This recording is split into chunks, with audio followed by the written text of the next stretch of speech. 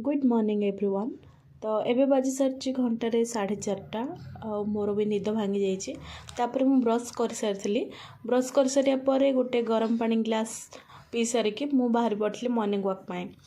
Morning वॉकटा मु कहीं करे ना दिन सारा जेहेतु मु घर बस बस बोर हो जाए से मोर हाथ गोड़ भी बहुत पेन होगा स्टार्ट हो जाता। तो से मोर घर पाखे गोटे पार्क अच्छी। तो सका पाखापाखि से 300 ରୁ 400 मीटर। तो सेठी मुझे जाइली मॉर्निंग वॉक पाई बोली। तो सेठी जेहेतु आमर ये बहुत वर्षा होची तो से सुनसान थिला। 5टा ରୁ 6:30 भितर वर्कआउट सारिकी आसी घरे रोसई कर देथिली। रोसई कर सारिया परे समस्तन पई टिफिन रेडी कर देथिली। तापरे पाखापाखि घर बाकी सब कम सारिकी मु पाठ पढ़ाई बस सारी। तो 10:30 मु पाठ पढ़ाई बसती। आईटा मोर कंटिन्यू पाठ पढ़ा चलता। मझे मु गोटे 20 मिनिट्र ब्रेक भी नहीं झील को आने जाइली स्कूल। झील को स्कूल नहीं कि आस सारिया पाखापाखि 2:30 पर्यंत मु बसिक पाठ पढ़ी। हाथ भी बहुत पेन होता से 2 दिन है मोर किसी भी ब्लॉग आसनी मु किसी भी लेखालेखी करनी।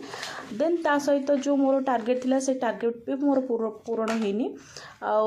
हाथर ये आंगुठर तल पर्सन गुड़ाक बहुत ही पेन हो पेन भी नहीं हाथ में भलसे धरी पाऊनी। तो हाथ टिके ठीक हो सारापर मुझे भावुँ पाठ पढ़ा कंटिन्यू करी। बट एबे नोट बनवा को मु स्किप करके नोट रिविजन कर लगी कहीं जदि मो पाठरू टच छाड़देवी तो फिर आउ पाठ पढ़ाटा मो पॉसिबल हो पारनी।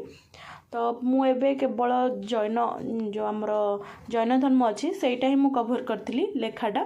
तो तापर देखो 2:30 बाजी सारा मु कौन करी जो आमर सब मु पूर्व नोट बनई रखी मॉडर्न हिस्ट्री आ मेडिवल हिस्ट्री तार नोट सब मु रिविजन कर देथिली।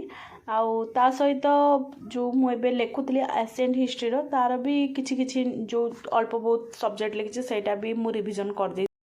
तापर ये जो हिस्ट्री टाइमलाइन मो पाखे अच्छी से टाइमलाइनटा मु रिविजन करी। जेहेतु हाथ बहुत पेन होता से लेखाटा मु स्किप कर देथिली। वीडियो से मु बन पानी। तो आज वीडियो केमती लगे कमेंट रे निश्चित भाव में जनइबे। लाइक शेयर सब्सक्राइब करदेवे। Thank you.